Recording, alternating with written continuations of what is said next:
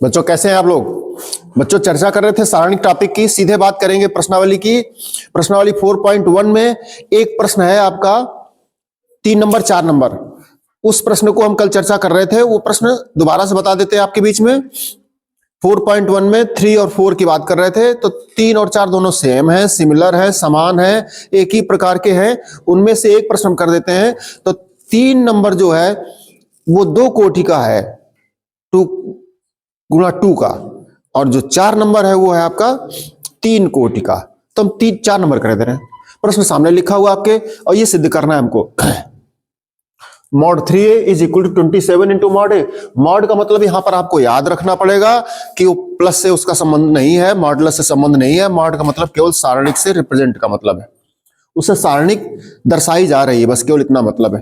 प्रश्न आपके सामने लिखा है, हम सीधे चलेंगे। पहले क्या निकालेंगे?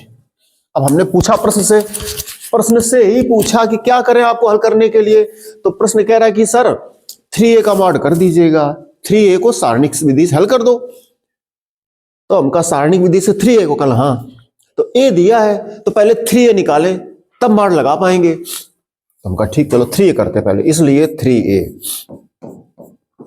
3a का मतलब 3 इंटू a का मान लिखा है ऊपर 1 0 1 0 1 2 0 0 4, ठीक है, इज इक्वल टू, आपको अवयव में बताया गया था, जैसे ही अवयव होगा आपको कोई भी अदिश राशि का गुणा करना है, वो अवयव के प्रत्येक पद में जाएगा गुणा करके, प्रत्येक राशि में, प्रत्येक अवयव में। और जैसे यहां पर अगर खड़ी लाइनें हो जाएंगी, मॉड हो जाएगा, तो फिर किसी एक पंक्ति या एक स्तंभ में गुणा होगा। इतना ध्यान रखना है। 3 का गुणा कर रहे थे, कर जाओ गुणा।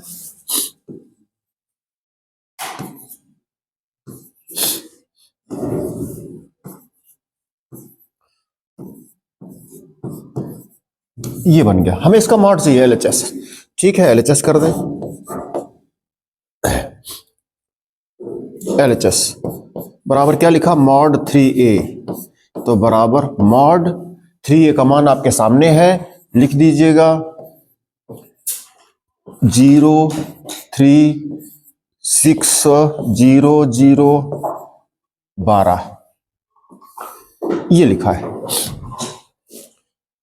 इसको सॉल्व करना है, इसको सॉल्व करना है। अब पंक्ति विधि, स्तंभ विधि कहीं से हल करो, हल करने बहुत तरीके यहां पर हैं आपके पास।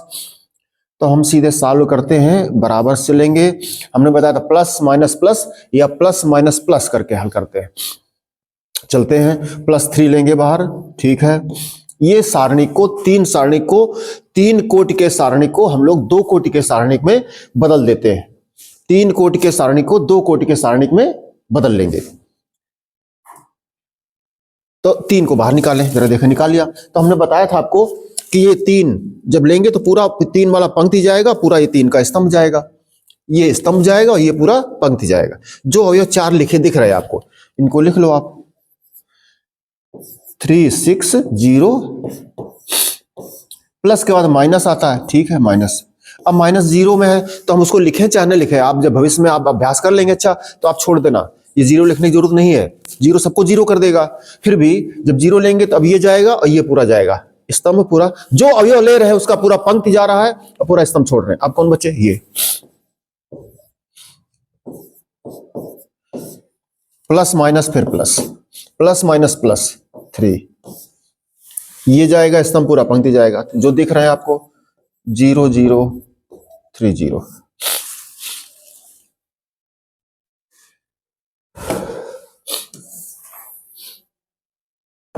चलेंगे आगे, बराबर 3, इसको सॉल्व कर लेंगे। हमने बताया था कैंची गुणा, 3 गुणा 12, बारते हैं, कर दे सीधे, माइनस का सूत्र और फिर 0 गुणा 6 0 हो गया, माइनस, ये पूरा पूरा 0 कर देगा। आगे क्या लिखने का फर्क पड़ रहा है उससे, प्लस आगे 3 है, ये 0 गुणा 0 करोगे, सूत्र का माइनस, फिर 0 गुणा 3 में करोगे, 3 लिख दें, 0 गुणा किसी में करो भैया 0 आता है, ये हो गया 36, सब से सब 0 हो गया। तो हो गया 3 6 18 8, हाथ से ले 3 3 9 1, 108 आ गया आपका LHS। अब हमें RHS की बात करनी है 27 इंटू मॉड ए। तो मॉड ए हमने निकाला नहीं निकाला, तो मॉड ए पहले निकाल लो फिर बात करें हम। तो मॉड ए की बात करें, मॉड ए का मतलब क्या है, जो आव्यूह है आपका, जो आव्यूह है उसी का मॉड, उसी माने उसी को सारणिक में लिख लो आप। तो सारणिक में 1 0 1 0 1 2 जो भी लिखा हो 0 0 4 ये। अब इसको सॉल्व कर लो, सॉल्व कर लीजिए। तो सॉल्व करने में हमने कहा था प्लस माइनस प्लस लेते हैं, तो +1 ले लीजिए। तो पहला स्तंभ पहली पंक्ति जाएगी, तो ये गया ये गया, ये बचे अवयव दो आपके 1 2 0 4, प्लस के बाद -0। फिर देखिए पूरा पंक्ति पूरा स्तंभ गया, तो क्या बचा 0 0 और 2 4। देखो फिर प्लस माइनस फिर +1, ये पूरा स्तंभ ये पूरी पंक्ति, ये 2 4 अवयव बचे।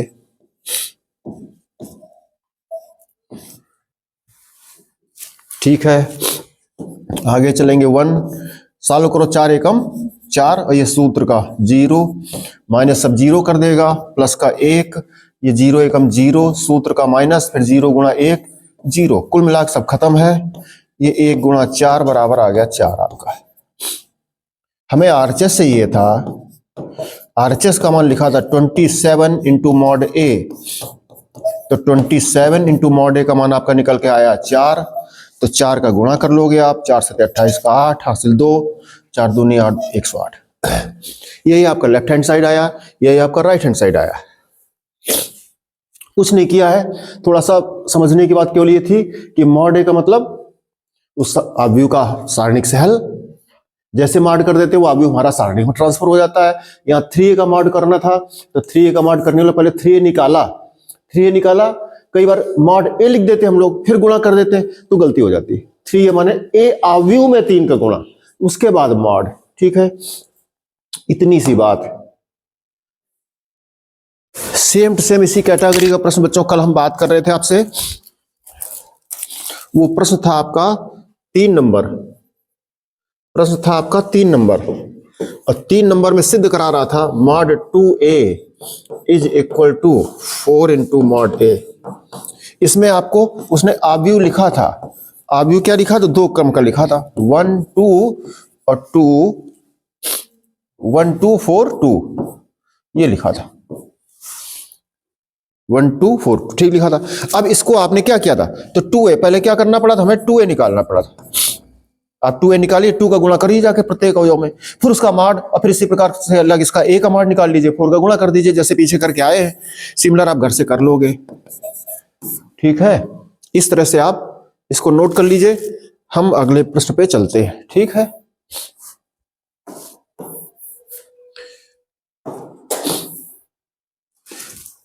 थोड़ा सा हम छोटा कर दें ताकि आपके एक ही पेज मिल जाए आपको। नोट कर लीजिए, जरा नोट कर लीजिए, फिर अगले पेज पे चलते हैं। बच्चों देखिएगा, आप लोग छोटी कक्षाओं में त्रिभुज का क्षेत्रफल निकालना सीख चुके हैं। कोई भी त्रिभुज दिया हुआ आपको, कोई भी त्रिभुज आपको दिया है इस टाइप से, नाम लिख सकते हो इसको ABC, निर्देशांक लिख सकते हो इसके कुछ भी, आप क्या लिख सकते हैं, x1 y1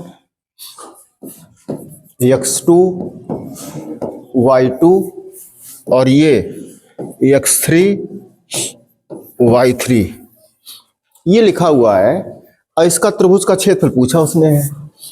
तो त्रिभुज ABC का क्षेत्रफल हम किसी भी विद्यार्थी से पूछ दें तो कहेगा सर आधार गुणा लंब बटे 2 होता है किसी भी त्रिभुज का क्षेत्रफल। तो हम कहा ठीक है, आधार निकाल लेंगे, 2 बिंदुओं के बीच की दूरी 20 80 की, 2 बिंदुओं के बीच की दूरी का सूत्र पढ़े, और लंब की लंबाई शीर्ष से सम्मुख भुजा पर खींचे गए लंब की लंबाई भी निकाल लेंगे। वो पढ़े हैं, शीर्ष से सम्मुख भुजा पर खींचे गए लंब की लंबाई का सूत्र है, आपने रेखा में, आपने निर्देशांक ज्यामिति में पढ़ा होगा, ax1 + by1 + c बटे √a² + b² होता है। तो फिलहाल बात उसकी नहीं कर रहे, उसे निकाल लेंगे। तो निकालने के बाद आता क्या है, वो सारा प्रोसेस करेंगे जब, तो सूत्र जो बनता है वो बनता है करके इस तरह से,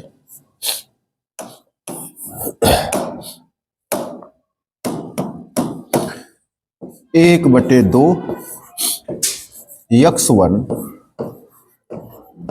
y2 minus y3 plus x2 y2 y3 minus y1 plus x3 y1 minus y2। हम बच्चों से कहते हैं कि इसको आप सुविधा के लिए याद कर लीजिए। कैसे याद कर लीजिए, x1 x2 x3 y1 y2 y3 और चक्रीय क्रम सीखे हो आप लोग इस तरह से, इस तरह से। अब देखिए हमने 1/2 लिख दिया। 1/2 बच्चों को वैसे ही याद रहता है, क्योंकि वो कहते हैं सर 1/2 हमें याद रहेगा। हमका क्यों नहीं याद रहेगा, कह रहे वो त्रिभुज के क्षेत्रफल की बात आप कर रहे हो, तो आधार गुणा लंब 2 होता है, तो 2 लगेगा। तो हम कहिए फिर, क्या लगेगा सर वो आधार गुणा लंब 2, जब आधार और लंब का गुणा करोगे तो ये आता है, ये करके देख लो आप। हाँ, बात तो समझ में आती है। तो 1/2 आधार BC, लंब की लंबाई पिछली कक्षाओं से जब निकालोगे, आधार निकालोगे, गुणा करोगे, ये प्राप्त होता है। तो हमने कहा फिर याद कैसे हो, अब ये देखने में कठिन सा लगता है, वो आधार गुणा लंब 2 तो सरल लगता है। तो हमने कहा इसको फिर आप ऐसे सीख लीजिए। देखिए कोष्ठक के बाहर सब में देखो ये चल रहा है x1 x2 x3, कोष्ठक के बाहर x1 है, फिर दूसरे कोष्ठक में x2 है, फिर तीसरे कोष्ठक के बाहर x3 है। ये तो बात समझ में आ गई, हाँ बात तो सही है, कोई दिक्कत नहीं, याद कर लेंगे। हमने कहा फिर कोष्ठक के अंदर देखो क्रम, देखो आप क्रम क्या चल रहा है, 1 2 3। ये जब यह x1 है या बाहर तो भू चल गया, भीतर कोटि चल रहा है, तो कोटि जब x1 आ गया तो भीतर क्या आएगा, 1 के बाद 2 आएगा y2, और फिर y2 बाद क्या आएगा y3। तो अब पकड़े बात आ गई कि x1 फिर y2 फिर y3, जब एक लिख लोगे अपने आप भीतर लिख लोगे आप y2 माइनस में, फिर x1 के बाद x2 आ गया, फिर y2 के बाद y2 के बाद अगला नंबर देखो, y2 के बाद क्या आएगा, y2 के बाद y3 आएगा, 2 के बाद 3 है भी, y2 के बाद y3 हो गया, ठीक। y3 के बाद 3 के बाद क्या आएगा, फिर वापस आएगा 1 के बाद 2, 2 के बाद 3, यहां से देखो, तो y3 के बाद क्या आएगा y1, आप आगे देख लो, फिर y3 के बाद y1 और फिर y1 की जगह y2, आप तीर से मिला लीजिए।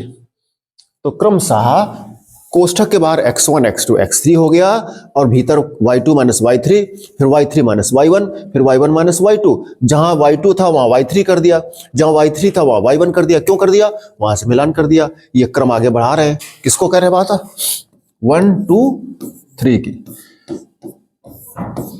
1 की जगह 2, 2 की जगह 3, 3 की जगह 1, चक्री क्रम कहते हैं इसको हम लोग। ये आपको हमने याद करने के लिए फार्मूला सिखाया, किसके लिए सिखाया, याद करने के लिए।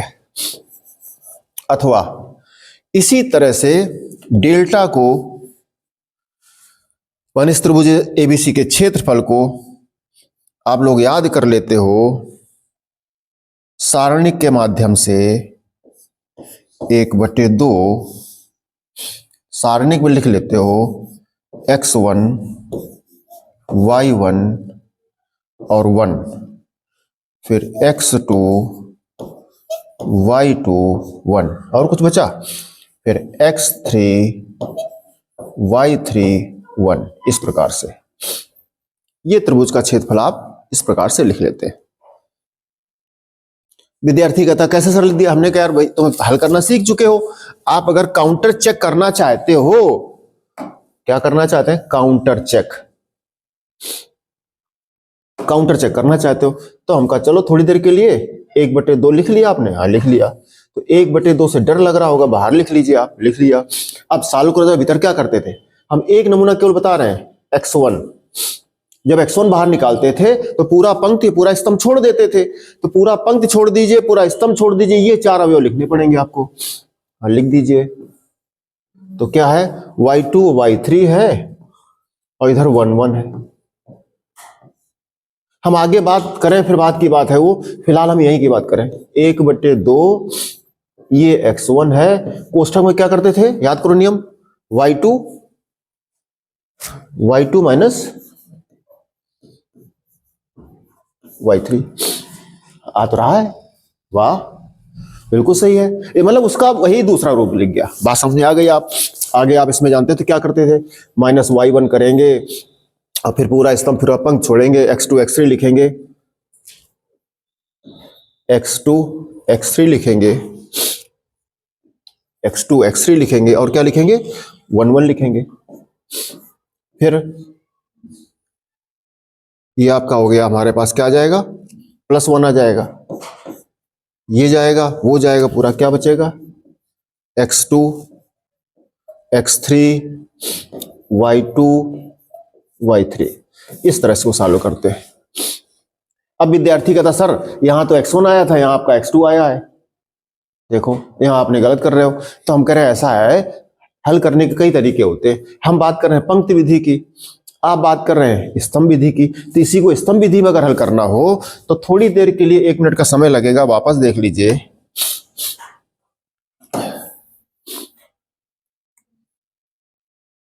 फिर से देख लीजिए। अगर हम स्तंभ विधि की बात करें तो प्लस माइनस प्लस, x1 लिया, हाँ बहुत अच्छा, ये गया ये गया, ये 4 लिख दिया, हाँ लिख दिए, ठीक। प्लस के बाद फिर माइनस x2 फिर अब ये पूरा पंक्ति जाएगा, ये पूरा स्तंभ जाएगा, ये बचा y1 1 और क्या बचा, y3 1 बचा, ठीक है। फिर नीचे के बजाय ऊपर लिख दें, प्लस माइनस फिर प्लस x3 तो x3 जो पूरा पंक्ति गया, पूरा ये पंक्ति गया, पूरा स्तंभ गया, ये बचा y1 और 1 और क्या था, y2 1। ये ले रहे थे, पंक्ति गया, पूरा स्तंभ गया, y1 1 और y2 1। अब इसको सॉल्व कर जाओ, देखो ये y1 माइनस y2 बनेगा तो माइनस इसमें y1 माइनस y3 बनेगा, y1 minus y3 minus common कर लोगे तो प्लस कर देगा, और y1 माइनस y3 की जगह y3 माइनस y1 हो जाएगा। तो आप HW में इसका प्रसार करके देख सकते हो, सेम वही आ जाता है, इसमें आपके सारणिक में आप पंक्तियों को स्तंभों में और स्तंभों को पंक्तियों में परस अदल बदल कर दो तो सारणी के मान में कोई परिवर्तन नहीं आता है। हमें प्रगुण की आवश्यकता पड़ेगी तो हम अभी सारणी लिखवा देंगे आपको, नियम। तो इसको आप ऐसे कर सकते हो, ये पहला स्तंभ है, इसको पहली पंक्ति कर दो जाकर। तुम कह रहे हो सर नहीं स्तंभ से नहीं हल करोगे, आप पंक्ति से हल करो। तो देखो पहला पंक्ति पहला स्तंभ पहला पंक्ति, दूसरा स्तंभ दूसरा पंक्ति, तीसरा स्तंभ तीसरा पंक्ति, ऐसे बना दो, फिर चालू कर लो। तो पंक्ति से चालू करोगे तो भी वही आएगा, कोई दिक्कत नहीं। इस तरह से आपने सीखा कि त्रिभुज के क्षेत्रफल को हम लोग सारणिक विधि द्वारा भी लिख सकते हैं, हल कर सकते हैं। ठीक है बच्चों, इसको नोट करना है, फिर आगे चलेंगे।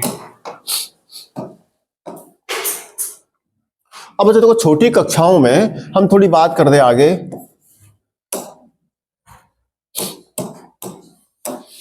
देखिए a1x प्लस b1y बराबर c1, a2x प्लस b2y बराबर c2। इस तरह से हम बात करते थे। हमने कहा था छोटी कक्षाओं में इनको दोनों हल कर दो। हल करने के आप लोगों ने कई नियम सीखे थे, 3 तरीके सीखे आपने। युगपत समीकरण कक्षा 10 की बात करें अगर तो क्या सीखा था कि वो अद्वितीय हल होता है, दो रेखाएं समांतर होती हैं और वो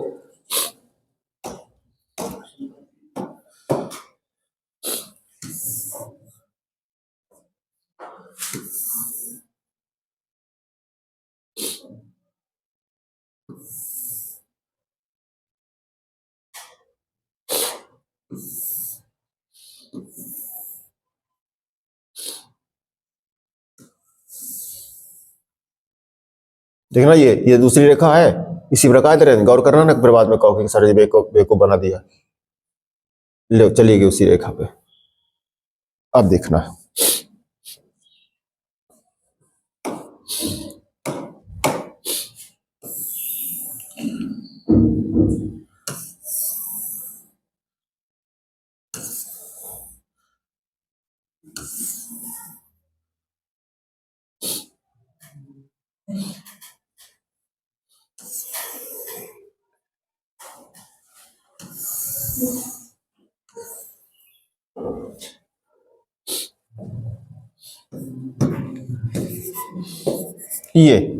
ये क्या है, समांतर रेखा है। कैसी रेखा है, समांतर है। ये क्या है? संपाती है। संपाती है। ये क्या है? प्रतिच्छेदी है। प्रतिच्छेदी रेखा है। ज्यादा गाना हम ना लिखे, आप समझ गए होंगे। इनका नाम लिख लो। इन दो रेखाओं को हल करोगे, बताओ कितने हल आएंगे इसके?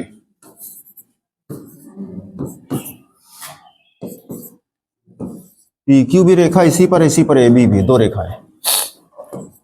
भैया बता दो कुछ आगे, तो गाड़ी आगे चल जाया करे। ए बी सी डी, इन दो, वही दो रेखाएं हैं। हो सकता है इस तरह से रिप्रेजेंट करे, हो सकता है इस तरह से रिप्रेजेंट करे, हो सकता है इस तरह से रिप्रेजेंट करे। तो इसमें कितने हल आएंगे? इसका कोई हल नहीं आएगा, कभी मिलेंगे नहीं। हल माने प्रतिच्छेद बिंदु का आता है, काटने कटान बिंदु। जब दोनों हल करते हैं एक्स वाई, तुम्हें याद नहीं होगा, इन दोनों समीकरणों का आप हल करो, हल करने पर जो एक्स वाई के मान आते हैं वो मान इसको भी संतुष्ट करते हैं और वो मान इसको भी संतुष्ट करते हैं। कोई भी क्वेश्चन लिख के देखो, आपको याद नहीं होगा। 2x + y = 3, x - y = 3x 3x 3x, ये 6 कर लो, 6 3 9 2 आ गया। इसको आपसे कहें सॉल्व करो, तो सॉल्व कर लोगे तो आ जाएगा x = 3, x = 3 और y बराबर आ जाएगा -3। चेक कर लो, 3 3 6, हाँ सही है। अब ये जो मान है आपके आएंगे, ये रख के देख लो जाकर के, दोनों समीकरणों को संतुष्ट करते हैं। इसको भी दोनों पक्ष बराबर आ जाएंगे, इसके भी दोनों पक्ष बराबर आ जाएंगे। इसका मतलब क्या है? वो ऐसा कब होता है? देखो, ये ऐसा तब होता है। ये जो बिंदु है वो इस रेखा पर भी रखा है, वो इस रेखा पर भी रखा है, तो इसको भी संतुष्ट करेगा, इसको भी संतुष्ट करेगा, है ना? तो इस तरह से। तो हम बात क्या कर रहे थे? अद्वितीय हल की बात कर रहे थे। जब दोनों को हल करते हैं, रेखा हल होती है, तब हम बात करते हैं बच्चों से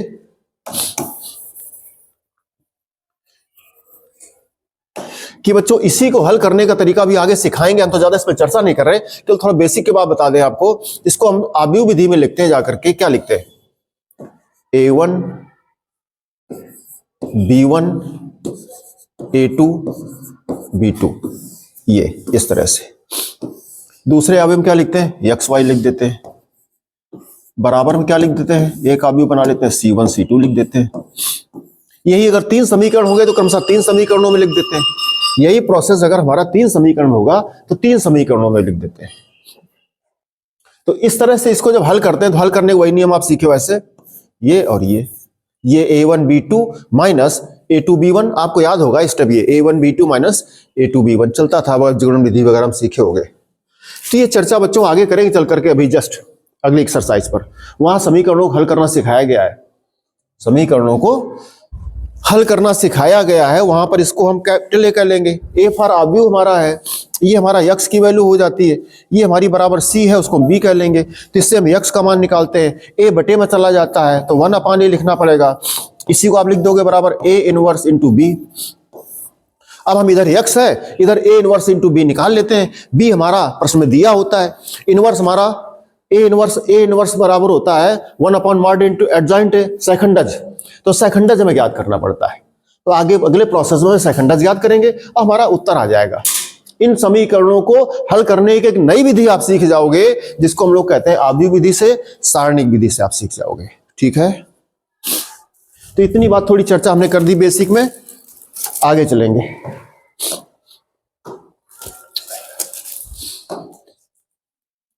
हम बात कर रहे हैं बच्चों, हम इनके सारणिक के प्रगुण नियम की चर्चा करें उसके पहले एक्सरसाइज 4.3 की बात करेंगे। और 4.3 में फर्स्ट में 3 पार्ट हैं, तीनों सेम है, तीनों सेम है। कोई भी हम कर दें, हम थर्ड कर दे रहे हैं। क्या लिखा है? 3 बिंदु लिखे, -2 -3 और लिखा है 3 2 और लिखा है -1 -8, ये लिखा है, ये लिखा है। अब देखिए, हमें त्रिभुज का क्षेत्रफल चाहिए। क्या चाहिए? त्रिभुज का क्षेत्रफल। त्रिभुज का क्षेत्रफल उसने पूछा है। त्रिभुज का क्षेत्रफल का फार्मूला आप पढ़ चुके हो, 1/2। 2 तरीके हमारे पास। यहां हमसे अपेक्षा कर रहा कि आप जो है आव्यूह विधि से बताओ। किससे बताओ? सारणिक विधि से बताओ। तो सारणिक विधि का सूत्र हमने क्या लिखा था? सारणिक विधि का सूत्र लिखा था 1/2। याद कोई बताओगे? x1 y1 1, x2 y2 1, x3 y3 1। हमने कहा था इसी को अथवा आप ऐसे भी लिख सकते हो, बराबर में 1/2। आपकी मर्जी है, पहला पंक्ति पहला स्तंभ पहली पंक्ति बना दो, x1 x2 और x3, ये दूसरा बन जाएगा, दूसरा स्तंभ दूसरी पंक्ति y1 y2 y3, और ये आ गया 1 1। तुमको नहीं सर हम ऐसा भी नहीं लिखेंगे, तो आप इनको इनमें अदल बदल कर लो। इनमें अदल बदल करोगे तो बाहर चिन्ह माइनस का हो जाएगा, इनमें अदल बदल करोगे तो बाहर माइनस का हो जाएगा, और इनमें अदल बदल करो तो कोई चिन्ह में अंतर नहीं आएगा। आप कर सकते हो। अब बच्चों रखे चल करके बराबर 1/2 मान रख जाइए। मान रख पाओगे? मान बड़ा सिंपल है। ये क्या होता है आपका x1 y1, ये क्या हो जाएगा x2 y2, ये क्या हो जाएगा x3 y3। रख दीजिए मान बच्चों। तो x1 का मान रख जाओ फटाफट, कितना है? माइनस का 2। x2 का मान कितना है? बोल दो 3। x3 का मान कितना है? माइनस का 1, माइनस का 1। चलिए आगे y1 y2 y3, y1 कितना है? -3, y2 कितना है? 2, y3 कितना है? -8। फिर वो रख दो। और कुछ मान है? वहां तो सेम है। ये बच्चों आ गया आपका। अब इसको सॉल्व करना है आपको, इसको आपको हल करना है। तो आगे जगह है अपने पास, 1/2 बाहर लिखा है, बड़ा कोष्ठक लगा दीजिएगा। ये बड़ा कोष्ठक आव्यूह वाला चिन्ह नहीं है। अब चलिए हल करें क्रमशः। -2 बाहर निकालो बच्चों।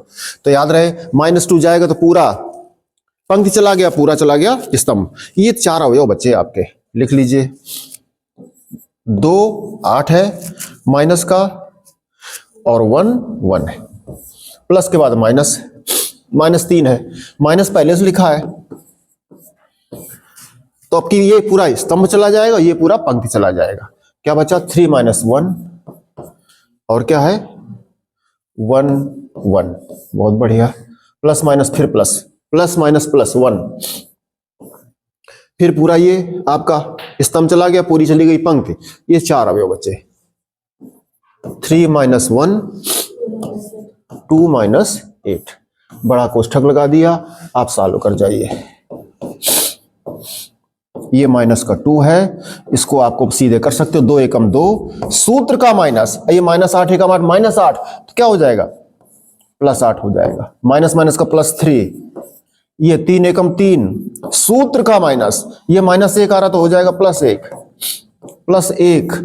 3 1 8 3 24, वो भी माइनस का, सूत्र का माइनस, ये माइनस के 2 तो हो गए प्लस के 2, बराबर 1/2 माइनस का 2 इंटू 8 2 10, प्लस का 3 इंटू 3 1 4, प्लस 1 इंटू 2 से 24 चले गए, माइनस के 22, बराबर 1/2। ये कितना हो गया आपका? 10 दूना 20 माइनस का, ये हो गया 4 3 12, ये हो गया माइनस का 22, ये हो गया 1/2। चेक कर लीजिए जरा कितना हो गया आपका? ये हो गया 20 और 12, और माइनस का 8, माइनस के 30, 2 का भाग कर दो, माइनस का 15, बराबर हो गया 15 वर्ग इकाई। क्या है ये? त्रिभुज का क्षेत्रफल, एरिया है, जगह है, स्थान है। ठीक है, इस तरह से आप देख लीजिए। 3 प्रश्न इसके हैं, 3 में से कर पाओगे आप? तीनों के क्षेत्रफल निकालने, तीनों के क्षेत्रफल निकालने, बड़े आसानी से आप कर लोगे। हम चलेंगे अगले पेज पे। प्रश्न नंबर 2 पर चलेंगे। 2 में उसने 3 बिंदु लिखे हैं। कह रहा ए बिंदु है आपका,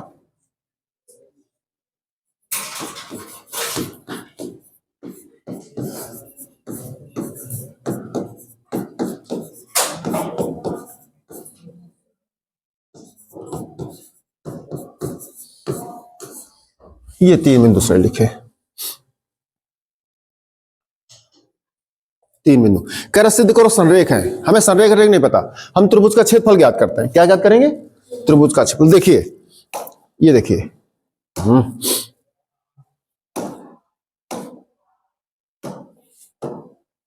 ये देखो 3 बिंदु ये है, 1 2 3, 3 बिंदु थे, एक बिंदु ये, एक बिंदु ये, एक बिंदु, 3 बिंदु है। जरा देखना 3 बिंदु है।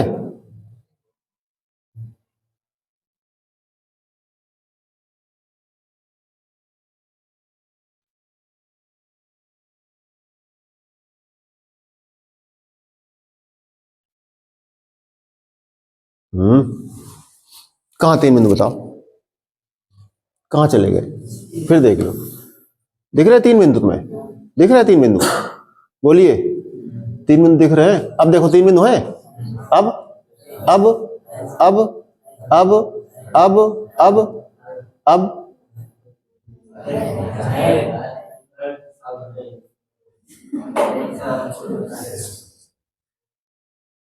है। कुल मिला यहां से देख लो, तीनों बिंदु गायब, तीनों बिंदु गायब। कहां चले गए? एक रेखा में। जब तीनों बिंदु एक रेखा में गए तो हुआ क्या? फिर देखो जादू, देखो जादू। त्रिभुज का क्षेत्रफल जगह इसमें है, खूब है जगह इसमें। देखो सामने जगह कम हो गई, जगह कम हो गई, जगह कम हो गई, जगह कम हो गई, जगह कम हो गई, जगह कम हो गई, हो गई, हो गई, जगह कम हो गई।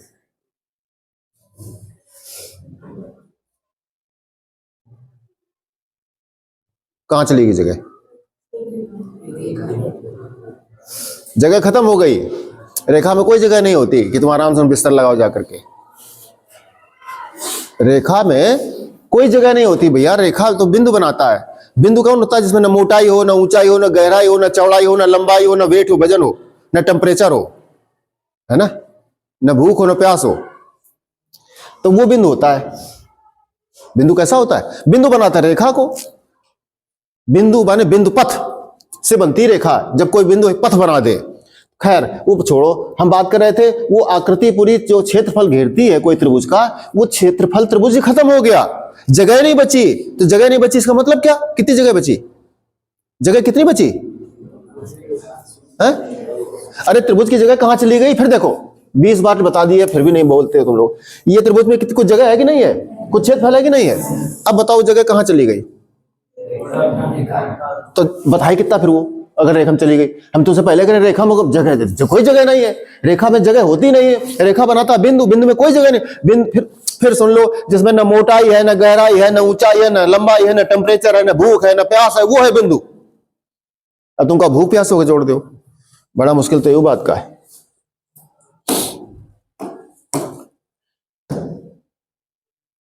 ये बिंदु है,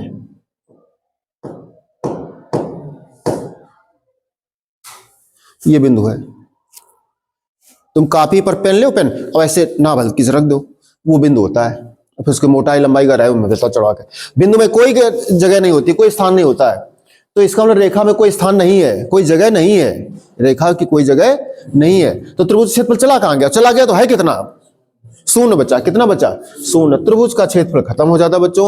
वो जैसे कह रहा प्रश्न में कि संरेख है, संरेख माने एक रेखा में है, इसका मतलब वो तुमसे सिद्ध करा रहा है कि त्रिभुज का क्षेत्रफल निकाल दो। और वो अगर जीरो आ जाता है, त्रिभुज का क्षेत्रफल खत्म हो जाए, जीरो आ जाए, तो इसका मतलब वो तीनों बिंदु एक रेखा में आ गए हैं। इसका मतलब ये बात आप लोग समझ गए होंगे।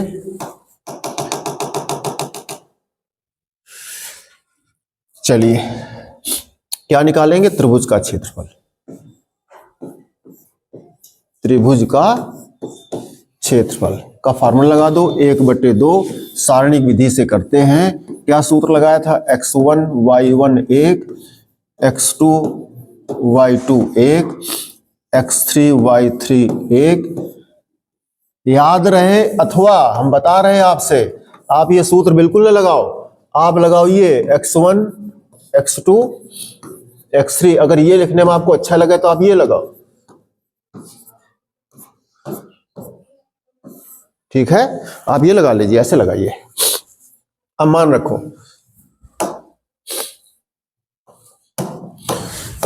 ये मान कौन हो जाएगा? ये हो जाएगा x1, ये हो जाएगा y1, ये हो जाएगा x2, ये हो जाएगा y2, ये हो जाएगा x3, ये हो जाएगा y3 रखे चल करके मान, रखो x1 का मान, बोलो कितना रखोगे? 1/2 पहले रख दो। x1 का मान क्या है? a। y1 का मान क्या है? पहले ऐसा करो, x1 x2 x3 रख जाओ नीचे, x1 फिर रखे x2 कितना है, x3 कितना है, वाह, y1 कितना है, b प्लस सी, y2 कितना है, c प्लस a, और y3 कितना है, a प्लस, आगे चलो 1 1 1। ये बच्चों है, इसको हमें सॉल्व करना है, इसको हमको सॉल्व करना है बच्चों। देखो अभी हम इसको सॉल्व करके बता रहे थे पंक्ति विधि से और स्तंभ विधि से, वो हम सॉल्व कर देते हैं। उसके पहले जरा नियम की बात कर दें, आप समझ जाओगे, होशियार बच्चे हो सब लोग, इंटेलिजेंट हो बहुत। हम क्या कर दे रहे हैं यहां पर, हम एक काम कर दे रहे हैं, C1 की जगह लिखे दे रहे हैं C1 plus C2, C for column है, C1 की जगह क्या लिखा दे रहे हैं, C1 plus C2, C1 C2 दोनों जोड़े दे रहे हैं, जोड़ो तो क्या आ जाएगा, जोड़ पाओगे, a plus b plus c, इसको भी जोड़ दो, इसको भी जोड़ दो, a plus b plus c, शेष वैसे लिख जाओ, b plus c, c plus a plus b, last में 1 1 1 बराबर में, जगह कम पड़ रही, हाँ कम पड़ रही, ऊपर मूव कर जाओ थोड़ा सा, चलिए बराबर 1/2। जरा देख लीजिए इस पहले वाले स्तंभ में a प्लस बी प्लस सी सबसे कॉमन है, a प्लस बी प्लस सी सबसे कॉमन है, कर जाइए कॉमन, तो क्या बचा 1 1 1, b plus c, c plus a plus b, और ये आ गया 1 1 1।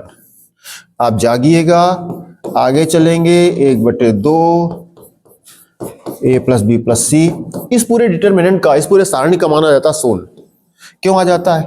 क्योंकि C1 इज इक्वल टू, किसी भी सारणी के दो पंक्ति या दो स्तंभ समान हो तो उसका मान 0 हो जाता है, वो नियम है। क्यों नियम है तुम कहोगे, तो हम कहेंगे देखो इससे इसको हटा दो, C1 माइनस C3 कर दो, 1 से 1 गया 0, 1 से 1 गया 0, 1 से 1 गया 0, और फिर उनको सॉल्व करोगे, सब 0 0 बाहर लोगे तो अंदर मिलेगा 0 गुणा करने पर, ये आप कर सकते हो। इसी बात को विद्यार्थी कहेंगे सर ये एक तरीका हो गया, दूसरा तरीका आपको बता रहे थे, सॉल्व कर लो, आप उसको क्या करो, हल कर लो। वो हमने बताया प्रगुण विधि से, नियम विधि से, जो आपके तमाम सारे बिंदु बताएंगे, सिखाएंगे सारणी को सरल करने का। फिलहाल क्या सिखाया था? फिलहाल सिखाया था आपको 1/2, बड़ा कोष्ठक लगा दीजिए, a लिखिए, पूरा पंक्ति, पूरा स्तंभ, पूरा पंक्ति जाएगा, ये 4 बचेंगे अवयव। कौन बचेंगे? C plus a plus b और 1 1 बचेगा। प्लस के बाद माइनस लेंगे, b प्लस सी, पूरा स्तंभ, पूरी पंक्ति, ये 4 बच गए, b c और 1 1, प्लस माइनस फिर प्लस, क्या लेंगे आखिरी में? 1 लेंगे, 1 लेंगे, पूरा स्तंभ हो गया, पूरी पंक्ति चली गई, बचे क्या? b c प्लस a और c a प्लस b, इस तरह से बराबर 1/2। अब इसको बच्चों सॉल्व करना है आपको, इनको आपको सॉल्व करना। कर दे मुझवानी, c प्लस a का गुणा करो 1 में तो c प्लस a आ जाएगा, माइनस का गुणा इसमें करोगे तो माइनस a माइनस b आ गया। आगे चलो, माइनस b प्लस c, फिर गुणा करो b का b में और माइनस c, चले आगे +1, ये फिर गुणा कर दो, b का कर दो तो ab और प्लस बी स्क्वायर, और ये माइनस का c स्क्वायर और माइनस का ac। ठीक है बच्चों, 1/2, इन सबका गुणा कर दो, आपस में सरल कर लो, उत्तर आ गया 0 बराबर 0। क्योंकि 0 आता है क्षेत्रफल आपका, क्या आता है? इसलिए दिए गए शीर्ष क्या है, किसके बिंदु हैं? जो शीर्ष दिए गए थे, जो बिंदु दिए गए थे, वो क्या है? संरेख है। क्या है? संरेख है। आप समझ जाओगे यहां पर बच्चों, इसको कर पाओगे? आप देख लीजिएगा इसको, हम बताएं तो देखो यहीं से देखो, ए से तो कट ही रहा आपका, कट गया है, बोलो। अब देखो ये जब ए बी प्लस का है, ए बी प्लस का ए बी है, देखो एक गुणा करोगे तो माइनस ए बी आएगा, यहां से वो प्लस के बी काट देगा। इसी प्रकार सब कट जाएंगे आपके, सब कट जाएंगे। तुम कहो सर जी प्लस का बी स्क्वायर, हाँ कटेगा बी स्क्वायर, देखो ये बी, ये माइनस का बी और ये प्लस का बी गुणा माइनस बी स्क्वायर आ रहा है, वो बी स्क्वायर काट देगा, सब कट जाएगा। आप घर में कर लीजिए। इस तरह से हमने बच्चों बताया आपको। हम चलेंगे आगे, इसको आप नोट कर लीजिएगा और हम बात करेंगे।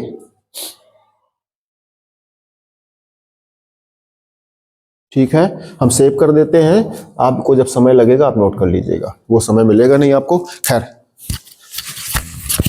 इसको रोको। बच्चों बात कर रहे हैं हम, रेखा के समीकरण की बात कर रहा है प्रश्न में, रेखा के समीकरण की बात कर रहा है। तो छोटी कक्षाओं में आपने कोऑर्डिनेट के माध्यम से रेखा टॉपिक में आपने पढ़ा होगा इस रेखा के तीन रूप। एक पढ़ा रेखा का व्यापक समीकरण, रेखा का व्यापक समीकरण जो पढ़ा आपने, ax plus by plus c बराबर 0, और फिर उसका आ गया इस रेखा के तीन रूप होते हैं, इस रेखा के तीन रूप, नंबर 1, नंबर 2, नंबर 3। क्या पढ़े आप? एक पढ़े y बराबर mx प्लस c, एक पढ़े अंतःखंड रूप x upon a plus y upon b बराबर 1, एक पढ़े लंब रूप x cos alpha plus y sin alpha is equal to p। हमारा रेखा बताने से मतलब केवल इतना है, केवल आपसे हम एक चीज पूछना चाहते हैं, इसलिए हम चर्चा कर रहे हैं। छोटी कक्षाओं में आप पढ़ करके बच्चों आए हो कि दो बिंदु हैं, एक है बिंदु ए, एक है बिंदु बी, एक है बिंदु x1 y1, एक बिंदु है x2 y2। इन दो बिंदुओं के बीच की दूरी बताओ, आपसे प्रश्न भी कर रहे हैं। इन दो बिंदुओं के बीच की दूरी बताइए।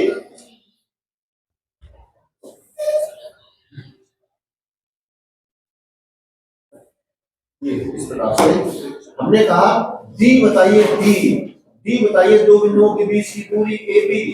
एक प्रश्न कर दिया हमने, दूसरा कहा ए बी रेखा का समीकरण बताइए।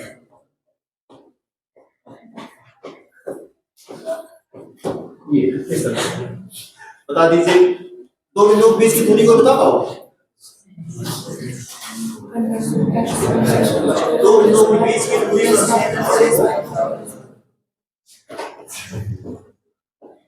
ये बताने का मतलब केवल हमें उस फील्ड पर ले चलना है तुमको जहां पर मैच, क्रिकेट मैच हो रहा है। हाँ बताइए, माइक नहीं लगा, ये हटा क्यों देते हैं? ये बहुत बार हो चुका है, तो आवाज तो उसमें गई होगी क्योंकि वो इतना तो कर गया होगा, कैच सो रहा होगा, बस ये है। चलिए बच्चों, हम बात क्या कर रहे थे आपसे? बात कर रहे थे रेखा के व्यापक समीकरण की। आपने सुनी होगी, ये व्यापक रूप है ax plus by plus c बराबर 0। इसके तीन रूप पढ़े आपने, क्रमशः प्रवणता रूप है, अंताखंड रूप है, लंब रूप है। आपसे हमने बात कर दी कि दो बिंदु दिए हैं, इन दो बिंदुओं के बीच की दूरी का सूत्र छोटी कक्षाओं से सीख करके आया, √x1 माइनस x2 का whole square plus y1 minus y2 का होल स्क्वायर, अथवा x2 माइनस x1 का whole square plus y2 minus y1 का होल स्क्वायर। और दो बिंदुओं से होकर जाने वाली रेखा अर्थात ए बी का समीकरण, अर्थात ए व बी से होकर जाने वाली रेखा का समीकरण, ए व बी से होकर जाने वाली रेखा का समीकरण, रेखा का समीकरण इस तरह से। तो वो रेखा का समीकरण, अब दो बिंदुओं से होकर जाने वाली रेखा का समीकरण बच्चों आप पढ़ चुके हो। हमें रेखा का समीकरण नहीं पढ़ाना है, वो होता है y माइनस y1 बराबर y2 माइनस y1 बटे x2 माइनस x1 कोष्ठक में x माइनस x1। ये होता है, ये होता है। अब हमें जो बात करनी है, तो उसने प्रश्न में क्या कहा कि इन दो बिंदुओं से होकर जाने वाली रेखा बताओ। तो हमने आपसे केवल एक प्रश्न पूछना था, ये दो तुमने निकाला, दो बिंदुओं के बीच की दूरी ए बी, और ये निकाला रेखा ए बी का समीकरण, इन दोनों में अंतर क्या आया, केवल ये बता दो बस। हमने 5 मिनट खराब करे केवल इस बात के लिए, आपसे प्रश्न करने के लिए कि दो बिंदुओं के बीच की दूरी निकाली ये, और दो बिंदुओं से होकर जाने वाली रेखा का सूत्र लिखा, इन दोनों में अंतर क्या है बताइए जल्दी से, बताइए, नहीं तो हम बता देंगे फिर आप लोग रह जाओगे। जी जी, दोनों में अंतर क्या है? कुछ अंतर दिख रहा आपको? कोई बता दे पूरी क्लास में, कोई बता दे। टॉपिक कह रहे हो आप लोग पढ़ चुके हो। चलिए कोई बात नहीं, हम बताते हैं। देखिए दोनों में अंतर है। ये दूरी है, ये निश्चित है, ये कांस्टेंट है। ये है रेखा का समीकरण, ये चर है, ये अनंत की ओर अग्रसर है, इसका कोई अंत नहीं है। ना इधर कोई अंत है ना उधर कोई अंत है। अगर आप हमसे कहोगे सर कोई शेप बना दो रेखा की, तो हमने कहा अभी बना रहे थे। ये रेखा है, ये रेखा है, ये क्या है? रेखा। रेखा है, ये क्या है? ये दूरी है दो बिंदुओं के बीच। क्या है? ये दो स्थानों के बीच की दूरी है, और वो है रेखा। वो जा रही है, अग्रसर हो रही, इधर भी चली जा रही, इधर भी चली जा रही, कोई इसका अंत नहीं है। तो इसका मतलब क्या? उस पर चर बिंदु है। क्या है? वो चर बिंदु है। इस पे कहीं पर भी चर बिंदु नहीं है, ये सब कांस्टेंट है। ये बिंदु दिए 5, 6, 7, 11, खत्म काम। इसमें अंक आएगा, इसमें आप रख दो जा करके। ये सब बिंदु रखो जाके, x1 y1 x2 y2, 5, 6 और 7, 8 रखो। 5, 6, 7, 8 रखने के बाद भी ये y भाई साहब और x भाई साहब रहेंगे। मान तो x1 y1 के रखोगे, x2 y2 रखोगे, ये y और x देखो, इन पे गौर करो, चर आया है। रेखा माने चर के रूप में है। किसी बिंदु के द्वारा तय किया गया बिंदु पथ, बिंदु के द्वारा बनाया गया पथ ही बिंदु पथ ही रेखा कहलाता है। किसी बिंदु के द्वारा सीधी रेखा में चला गया, कैसा? सरल रेखा कहा जाता है इसका बिंदु पथ। किसी बिंदु का बिंदु पथ क्या होता है? अगर सीधी रेखा में चला है, सरल रेखा में चला है, सीधे चला है, सामने चला है, तो फिर वो हमारा क्या हो जाता है? रेखा हो जाता है। हम सभी हटा दे बच्चों, हमें इसको कुछ नहीं समझाना था। हम केवल बात कर रहे थे कि इसकी हमें बात करनी। दो बिंदु दिए थे प्रश्न में, कह रहा है कि संरेख है। प्रश्न नंबर हम बात कर रहे थे 4 की, सारणी का प्रयोग करके बिंदु दिए हैं, कह रहा मिलाने वाली रेखा का समीकरण बताओ। तो जब समीकरण की बात करोगे तो समीकरण में x y आता है। क्या आता है? ये भाई साहब देखना, ये भाई साहब देखना,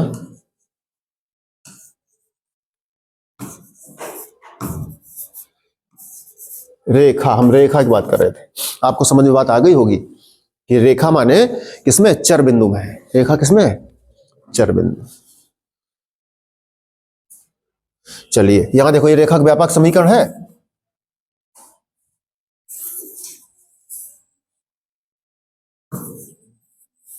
यह है एक्स वाई। बात समझ गए होंगे आप। इसका मतलब उसमें एक बिंदु हमें चाहिए एक्स वाई। क्या चाहिए? जो सूत्र लगाएंगे उसमें एक बिंदु चाहिए एक्स वाई। एक बिंदु हम मान लेते हैं इसमें, ये बिंदु है हमारे पास कौन सा? X y. अब 3 बिंदु हो गए हमारे पास। ए बिंदु हो गया प्रश्न में दिया, बी बिंदु हो गया, एक बिंदु हो गया सी, या इसको सी ए कह दो, कोई दिक्कत नहीं। इस तरह से अब हमें इन 3 बिंदुओं से होकर जाने वाली रेखा का समीकरण चाहिए। अब ये रेखा का समीकरण जो पूछा है, अभी पिछले प्रश्न में करके आए हैं आपसे कि रेखा अगर जिक्र कर दिया तो रेखा का मतलब क्या है? रेखा का मतलब क्या है? या भैया इसका बच्चे का नाम बताओ, इसका ख्याल रखो बहुत जरा। क्या उसका नाम भैया बता रहे हो? हाँ ये देख समझ लो, तुम्हारे लिए भी पढ़ाया जा रहा है। हाँ तो देखो क्या बात कर रहे थे, फिर देख लो। अब इनके बारे दोबारा बताना पड़ रहा। देखो त्रिभुज है, ये है त्रिभुज, 3 बिंदु थे ये। देखो ये सी हो गया आपका, क्या हो गया? सी।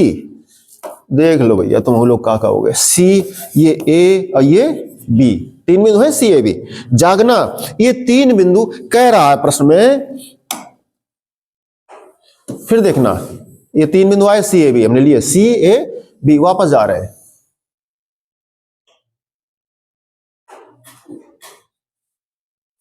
वापस सी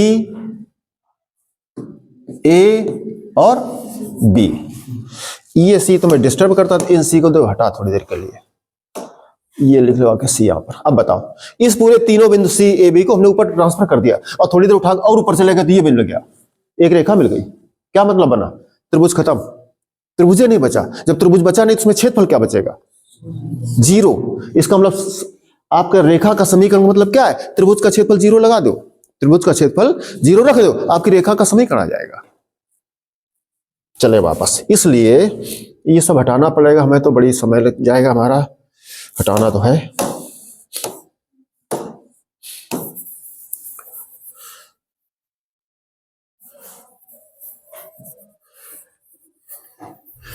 ये तो बड़ा गड़बड़ कर जाएगा। अब हम वो हटाएंगे तो ये सब फिर दोबारा से लिख करके आ जाएगा। हाँ शाबाश, बस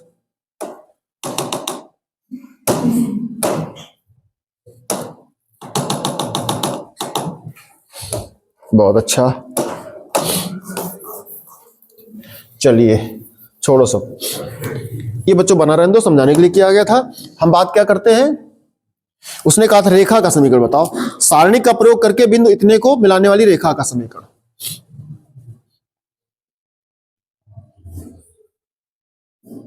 त्रिभुज सी ए बी का क्षेत्रफल बच्चों कितना हो जाएगा, 0। चूंकि सी ए व बी कैसे बिंदु है, संरेख माने एक रेखा में, एक रेखा माने सरल रेखा में, सरल रेखा माने सीधी रेखा में। माना एक बिंदु मान लिया आपने सी है, उसका निर्देशांक है x, y, वो क्या है, ए बी पर स्थित है, ए बी पर स्थित है, इस तरह से। अब संरेख हो गया, त्रिभुज का क्षेत्रफल शून्य हो गया। त्रिभुज के क्षेत्रफल का सूत्र लगा दो आप। त्रिभुज के क्षेत्रफल का सूत्र याद है आपको, क्या है बताओ कुछ? वो जो याद किया वो ना लगाओ, आप भी वो सारणी का लगाओ। क्या बताया था, x1 y1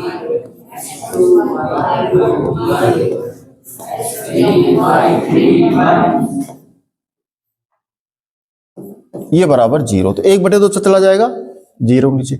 अब मान रख दो जरा, देखो ये हो जाएगा आपका x1 y1, ये हो जाएगा आपका x2 y2।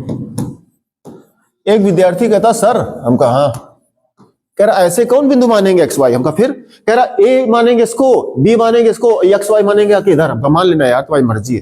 कह ना ऐसा नहीं मानेंगे। दूसरा कहता सर हम, कहता a मानेंगे, हम बीच में x y लिखेंगे आखिर यहाँ पे, हमारी मर्जी। हम अड़ंगे वाले आदमी विद्यार्थी, तो हम यहाँ लिखेंगे। हम कह लिख लो भैया कैसे भी लिखो, एक रेखा में है, सरल रेखा में कहीं पर भी 3 बिंदु है, आपका वही बनेगा इक्वेशन। बात समझ में आ गई होगी आपको। रखिए x1 का मान क्या रखोगे, x रखोगे, x2 का मान क्या रखोगे, 1 रखोगे, x3 का मान क्या रखोगे, 3 रखोगे, y1 का मान क्या रखोगे, y रखोगे, आगे 1 है नहीं, y2 का मान क्या है, 2 है, y3 का मान क्या है, 6, आगे तो 1 1 1। ये चला गया आपका 1/2 0 के नीचे, काम खत्म। बोलो अब इसको सॉल्व करना है, अब इसको सॉल्व करना है आपको। यही कर दें, हम अगले पेज पे न चलें।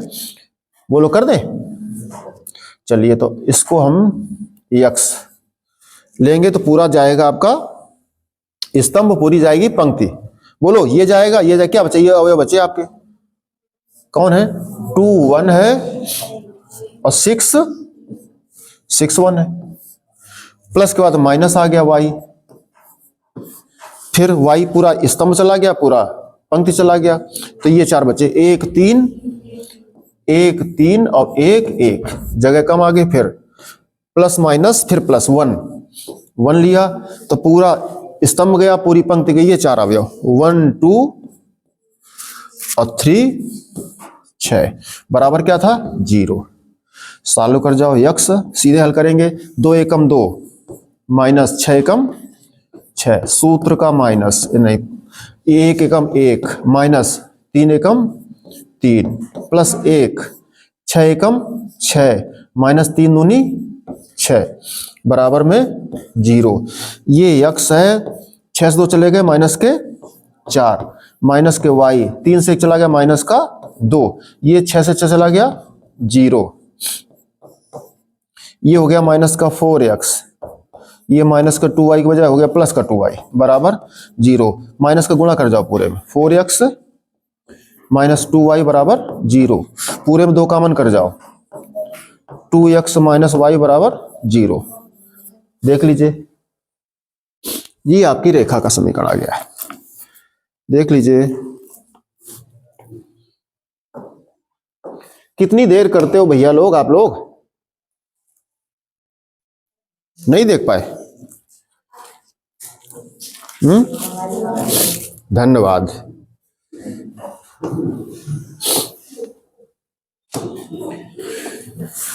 बहुत अच्छे, चलते हैं, बात करते हैं 4 के सेकंड की।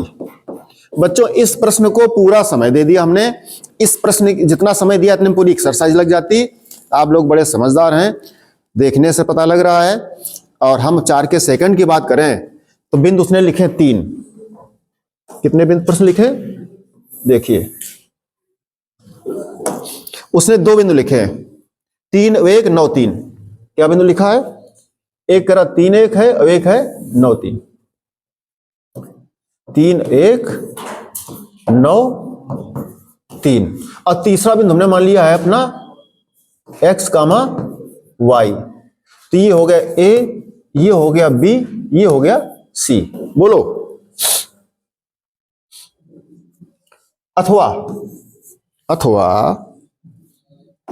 अथवा तुम लोग क्या कहोगे? a है, ये b है और यहां c है। मर्जी अपनी, रंगबाजी अपनी। 3 1 और ये बिंदु है आपका 9 3 और ये है x y। अथवा ये हटाओ,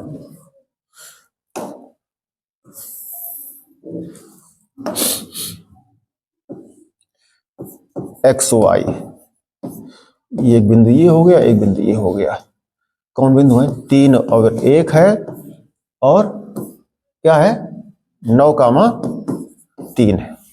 कोई बाबा नहीं कह गए हम लोगों से, बाबा पर बाबा और दंडु भी होते हैं, कि नहीं तुम ऐसे क्रम से लेना, अपनी मर्जी है। गणित में यही तो आराम है। तुम कहो ना सर जी ऐसा करो, मैं बड़ा सरल लगने लग जाएगी गणित, बहुत कठिन लगती है। आप इसको ए मान लेते हो, उसको बी मान लेते हो, सी जाना चाहिए आगे, आप उल्टा करके इसको मान लेते हो आकर के, सर जी टेबलेट लाओ सिर दर्द की। तो हम कहते हैं ना मानो भैया, तुम इसको लो। कौन उसने प्रश्न में कोई बिंदु के नाम लिखे हैं? बताओ, कहीं लिखे हैं? कहीं नाम नहीं लिखा। आपकी मर्जी, रंगबाजी चल रही है आपकी पूरी, फीस वसूल है। ए ये है, बी ये है और सी ये, अपनी मर्जी। तीनों बिंदु क्या हो गए? एक रेखा में। तीनों बिंदु कैसे हो गए? उसने प्रश्न का रेखा का समीकरण बताओ। किसका समीकरण? रेखा का। रेखा का समीकरण मतलब क्या है? उन 3 बिंदुओं से त्रिभुज नहीं बन रहा है, चूंकि रेखा के लिए तीनों बिंदु लिखे दे रहे गाना। तीनों बिंदु क्या होंगे? एक सीध में होंगे। रेखा के लिए तीनों बिंदु एक रेखा में होंगे, और रेखा 2 बार आ गई। तो रेखा के लिए तीनों बिंदु एक सीध में होंगे, एक सीध में होंगे, एक सिधान में होंगे। इसलिए जब तीनों बिंदु एक सिधान में हो गए तो त्रिभुज का क्षेत्रफल क्या बन गया? त्रिभुज का क्षेत्रफल क्या बन जाएगा? 0। यार भैया ये लड़का बोल नहीं रहा। ये देखो 3 बिंदु है, और जैसे जैसे वो रेखा बनेगी तीनों बिंदु एक सिधान में आ जाएंगे। ए बस कसर ज्यादा नहीं बची है, बस थोड़ा सा और चलना है। ये अब बताओ, ये हो गए जाकर के तीनों बिंदु। जब तीनों बिंदु हो गए तो त्रिभुज के क्षेत्र में कुछ जगह बची? बोल तो दो कम से कम। ना ही बची तो फिर क्षेत्रफल हो गया 0। अब त्रिभुज का क्षेत्रफल का सूत्र लगा दो। अरे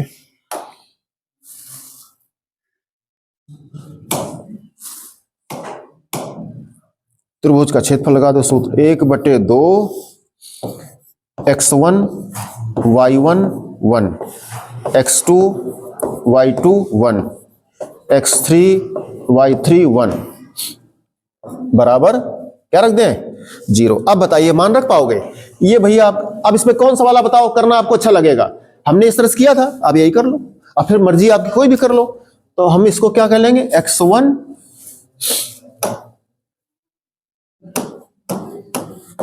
ये हो जाएगा आपका x1 y1। ये ब्लैक कलर दिख रहा वहां से? ये x2, ये y2, ये x3, ये y3। अब बताइए मान रख पाओगे x1 की जगह, x2 की जगह, x3 की जगह, फिर y1 की जगह, फिर y2 की जगह, फिर y3 की जगह लिख पाओगे? अब फॉर्मूला तो वैसे ही सॉल्व कर लेना। HW ये आपका आ जाएगा। आप नोट कर लीजिए, हम अगले पेज पे चलेंगे। नोट हो गया होगा आपका। प्रश्न नंबर 3 पे चलेंगे। 3 नंबर उसने लिखा है, 3 बिंदु लिखे हैं।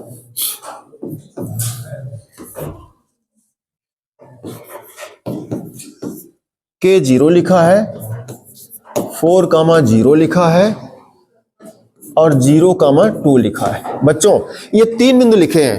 कह रहा 3 बिंदु को मिलाने से नहीं त्रिभुज बन रहा है। ठीक है, प्रत्येक में K का मान बताना है। यदि त्रिभुज का क्षेत्रफल कितना हो, 4 वर्ग इकाई हो। कितना हो दिया है प्रश्न उसने। क्या दिया है?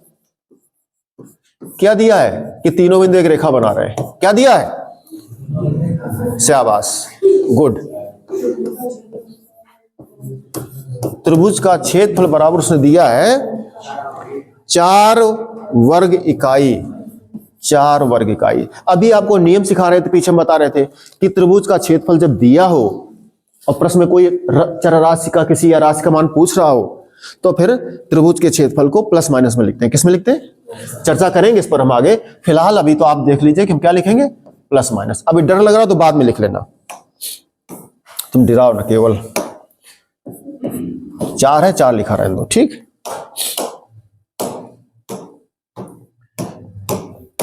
ये अब त्रिभुज के क्षेत्रफल का सूत्र याद है?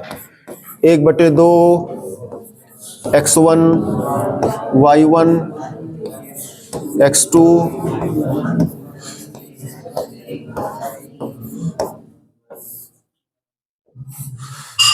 बराबर 4। अब मान रख जाओ, ये हो जाएगा x1 y1, ये हो जाएगा x2 y2, ये हो जाएगा x3 y3, आगे हो जाएगा x4 y4। नहीं दिया भैया। 1/2 1/2 उधर ले जाए, क्यों बार बार लिखेंगे इसको? 1/2 खत्म काम। x1 का मान रखो फटाफट, x1 की जगह कि x2 की जगह बोलो फटाफट 4, x3 की जगह 0, y1 की जगह बहुत बढ़िया, y2 की जगह सब 0 बोल दो फटाफट, y3। अरे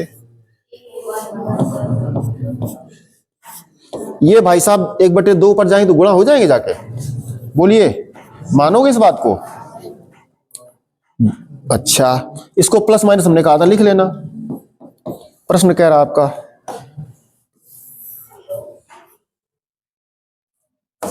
चलते हैं अब सॉल्व कर जाए। इसको क्या करते थे हमने बताया था, K को बाहर लेंगे तो पूरा स्तंभ जाएगा, पूरा पंक्ति जाएगा। ये 4 अवयव लिख लो फटाफट, 0 1 और 2 1, फिर प्लस के बाद -0 लेंगे। अब इसको लिखने की जरूरत नहीं है भैया, फिर भी लिख दें हम, क्योंकि आप लोग फीस दे रहे हो। क्या कर रहे हो? यहां की इस क्लास की फीस नहीं दे रहे हो? नहीं दे रहे हो अभी तो, बहुत बढ़िया। 0, अरे क्या लिख रहे हो भैया? -0 लिखे तो दिए तो पूरा ये गया। ये बच्चे 4 0 और 1 1 बचा है। क्या लिखवाए हो? समझ में आता है? इसको क्या नहीं है, 4 0 और क्या है 1 1, प्लस माइनस प्लस फिर 1, ये और ये क्या बचा 4 0। आप लोग अगर सहमति दें तो अगली बार से ये 0 भाई साहब कभी आया कर तुम छोड़ दिया करें। जब 0 बाहर लिखोगे तो भीतर कुछ भी आवे, आम घास अमरूद केला संतरा या 56 या 72, वो 0 हो जाता है। बराबर में क्या लिख दें? शाबाश, बराबर में क्या लिख दें? +-8। सॉल्व कर लो इसको। K 0 गुणा इसमें करोगे 0 हो गया, -2 एकम 2, इन भाई साहब को बिल्कुल न लिखो, +1 4 दूनी 8 और -0 बराबर +-8। ये हो गया -2K, ये हो गया 8 एकम 8 बराबर हो गया प्लस माइनस 8। भैया एक बार प्लस का 8 ले लो, एक बार माइनस का 8 ले लो। ये द्विघात समीकरण से सीख के आए हो गए। 2k प्लस 8 बराबर 8 धनात्मक, एक बार माइनस 2k प्लस 8 बराबर माइनस 8, एक बार धन चिन्ह एक बार ऋण चिन्ह, तो माइनस 2k बराबर 8 से 8 चला गया 0, k बराबर क्या आ गया 0, माइनस 2k बराबर 8 उस तरफ गया तो हो गया माइनस के 16, k बराबर आ गया माइनस माइनस कट गया 8 आ गया, ये k के मान आ गए। बोलो सेम बच्चों प्रश्न है आपका अगला 3 का सेकंड में है, उसमें भी k निकाल लोगे। फिर चले जाओ प्रश्न नंबर 5 में जाओ, देख रहे हो 3 बिंदु लिखे हैं और कह रहा त्रिभुज का क्षेत्रफल 35 वर्ग इकाई है, तो 35 मतलब प्लस माइनस 35 रख दोगे, त्रिभुज का क्षेत्रफल का सूत्र लगा दोगे। बच्चों पूरी एक्सरसाइज में त्रिभुज का क्षेत्रफल उसने पूछा तो त्रिभुज के क्षेत्रफल का सूत्र लगा दो, उसको सॉल्व कर दो। उसने कहा संरेख है, जैसे कह दिया संरेख है, इसका उसने तुम्हें कान में तुम्हारे मंत्र फूंक दिया कि यार भैया ये जो 3 बिंदु हैं जिनको संरेख कह रहे हैं वो बने त्रिभुज थे, लेकिन घिसट करके सब एक रेखा में आ गए। जब एक रेखा में आ गए तो त्रिभुज का काम खत्म, त्रिभुज नहीं रहा, त्रिभुज रहा नहीं, एक रेखा में हो गए तो त्रिभुज का क्षेत्रफल शून्य हो गया। अभी त्रिभुज का क्षेत्रफल कह रहा 35 वर्ग का इसमें 5 नंबर में, और वहां कह रहा त्रिभुज का क्षेत्रफल शून्य है। कब? जब संरेख की बात करता है। तो सारे प्रश्न हो गए बच्चों। और जब रेखा की बात करी उसने रेखा बताओ, तो रेखा मतलब तीनों बिंदु एक रेखा में, तभी तो रेखा ज्ञात करेंगे। तीनों बिंदु एक रेखा में, रेखा में एक चर बिंदु होता है, वो बिंदु आपको लेना पड़ता अपनी तरफ से, x y, वो आप ले लीजिए, फिर त्रिभुज का क्षेत्रफल लगा दीजिए, शून्य रख दीजिए, वो रेखा का समीकरण आ जाता है। इस तरह से बच्चों प्रश्नावली खत्म है 4.3। आप घर से अभ्यास करके आइए। नए सिलेबस में एक्सरसाइज 4.3 की जगह 4.2 है, ठीक है, इस कंफ्यूजन को दिमाग में रखिएगा। तो नोट कर लीजिए, घर से करके आइए, ठीक है, आगे चलेंगे।